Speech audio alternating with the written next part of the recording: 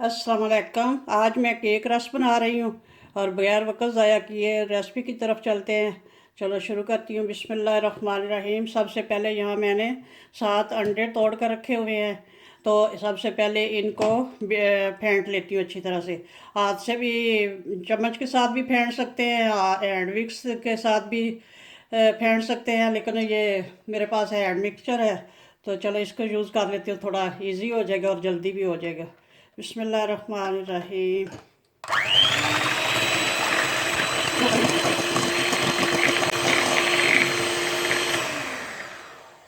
अंडे अच्छी तरह से ब्लेंड हो चुके हैं। अब इनमें शुगर ऐड करूँगी। यहाँ पे रखी हुई है मैंने 2 कप चीनी। ये वाला कप है, ये छोटे कप से लिया ये वाला।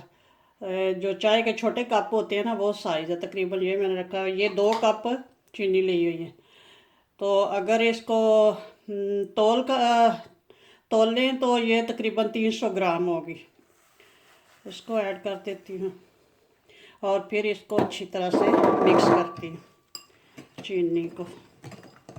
चीनी और अंडों को अच्छी तरह से मिक्स करना है।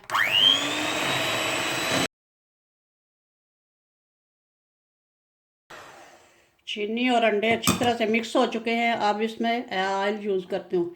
ये 1 कप ऑयल है।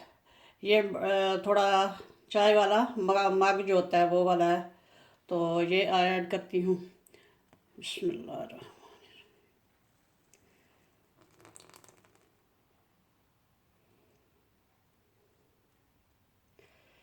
चीनी हमारी जो यही वो रेगुलर है। यहाँ वैसे ही बारीक चीनी होती है। अगर आपके पास मोटी हो तो थोड़ा सा उसको ग्राइंडर में पीस लें।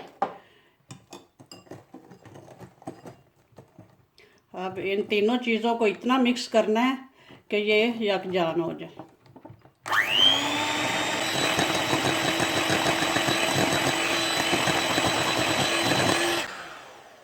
माशाल्लाह से अंडे, चीनी और ऑयल तीनों चीज़ें अच्छी तरह से मिक्स हो चुकी हैं।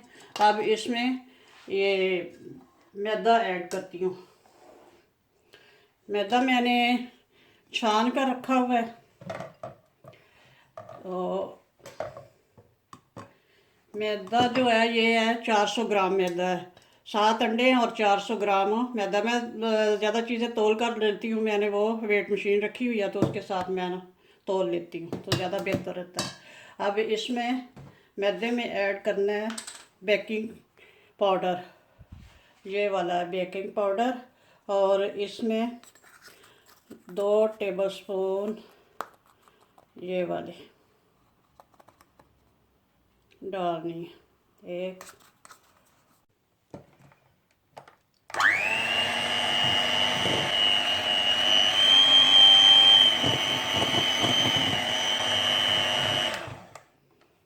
अब मैदा भी अच्छी तरह से मिक्स हो चुका है। अब इसमें मैं ऐड करूँगी वनीला एसन। ये वनीला एसन ये फ्लेवर के लिए होता है। ये 1 चम्मच ही है, इसमें सारा डाल देती हूँ। और ये है ऑरेंज फ्लेवर।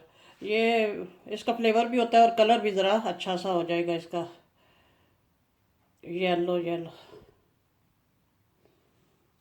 केक रस का थोड़ा कलर येलो हो तो फिर ज़्यादा अच्छा लगता है। चलिए अब इसको भी मिक्स कर लेते हैं अच्छी से।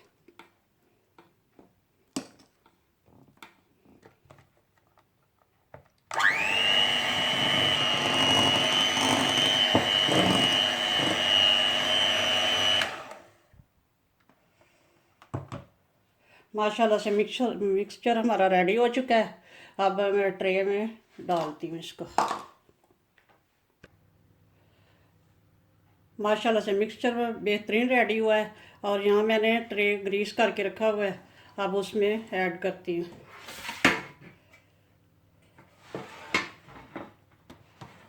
ट्रे भी जो है वो भी ब्लैक कलर का ही है, वो नज़र नहीं आ रहा। ये वाला ट्रे ग्रीस किया। इसमें भी वो मैंने कुकिंग ऑयल ही लगाया। सनफ्लावर कुकिंग ऑयल ही मैं ज़्यादा यूज़ करती हूँ, तो वो ही ट्रे में भी लगाया और इसमें केक में भी वो ही डाला है। तो अब ट्रे में डालते हैं। बिस्मिल्लाहिर्रहमानिर्रहीम।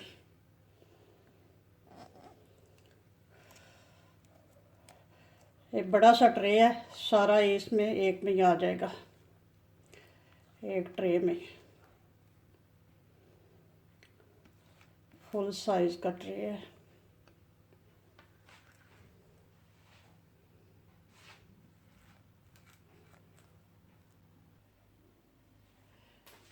मिक्सचर ट्रे में डाल लिया और इसको थोड़ा सा पहले ऐसे फटक लेंगे ताकि वो जो इसमें हवा की वो बनी हुई होती हैं बुलबुले से वो ठीक हो जाए। और इधर मैंने ओवन जो है वो प्री हीट के लिए ऑन कर दिया हुआ है, तो ये प्री हीट हो चुका है।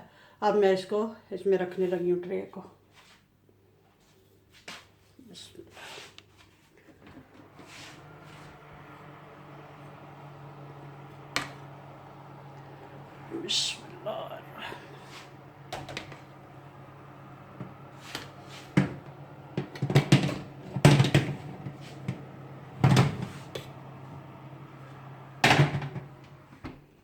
चलें जी, अब ये तकरीबन आधे घंटे तक पक जाएगा, 35 मिनट ज़्यादा से ज़्यादा लगेंगे।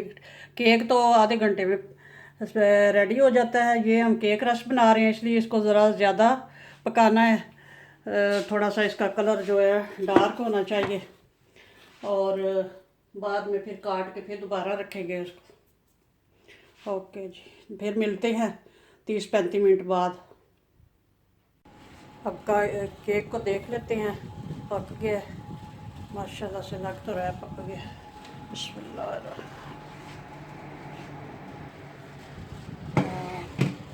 अच्छा सा कलर भी आ गया और पक गया। और इसको अब ऑफ करती हूँ, तो इसको निकाल लेते हैं। बिस्मिल्लाह। केक हमारा बहुत अच्छा सा पका है, ये देख लें। अब इसको ट्रे से निकालती हूँ तो फिर दिखाती हूँ आपको। ठंडा होने के लिए ट्रे से निकालना ज़रूरी होता है, क्योंकि अगर इसमें पड़ा रहे तो इसके नीचे पसीना आएगा तो फिर ये ठीक नहीं रहेगा। इसको निकाल के तो रैक, ये मैंने रैक रखा हुआ है, इसके ऊपर रखूँगी ताकि ठंडा हो जाए। तो फिर बाद में काट के तो फिर वो इसके केक रस बना के दोबारा फिर उनको पकाना है। केक में और केक रस की रेसिपी में थोड़ा सा डिफरेंस है। जब केक बनाऊंगी तो आपको पता चल जाएगा कि कोई चीज़ ऐसी है जो मैंने इसमें ऐड नहीं की और उसमें ऐड होती है। तो इसको अभी निकालती। अब केक को किनारों से हल्का हल्का छुरी के साथ इसको अलग कर लेते हैं।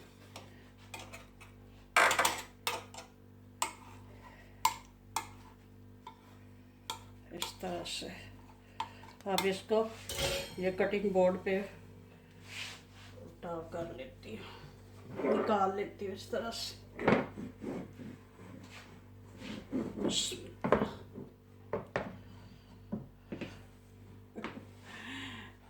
ये तो मुश्किल हो रहा है।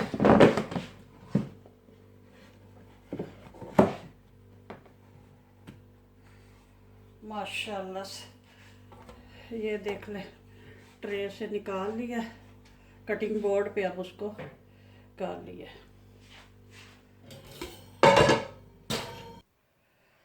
अब केक रस काट लेती हूँ। सबसे पहले ये इसके किनारे निकाल लेते हैं, इनको तो दोबारा पकाने की ज़रूरत नहीं।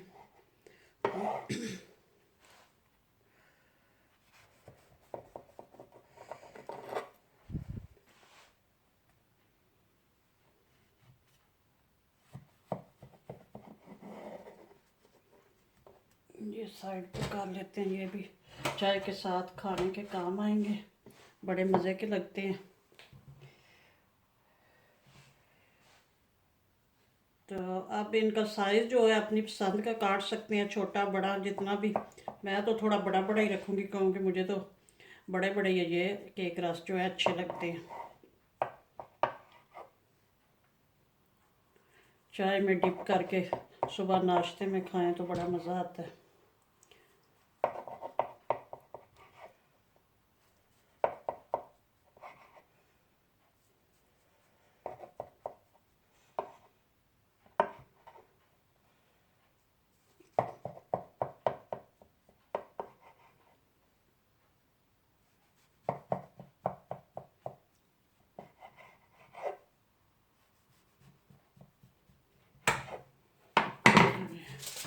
यहाँ पे मैंने ट्रे में फॉइल लगा ली है, तो अब इसमें रखती हूँ केक रस्क। बिस्मिल्लाह। इस तरह से सारे इसमें सेट कर लूँगी।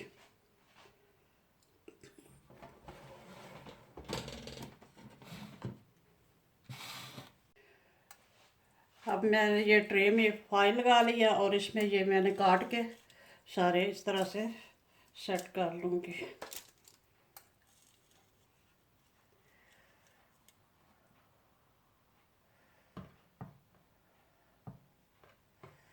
इस तरह से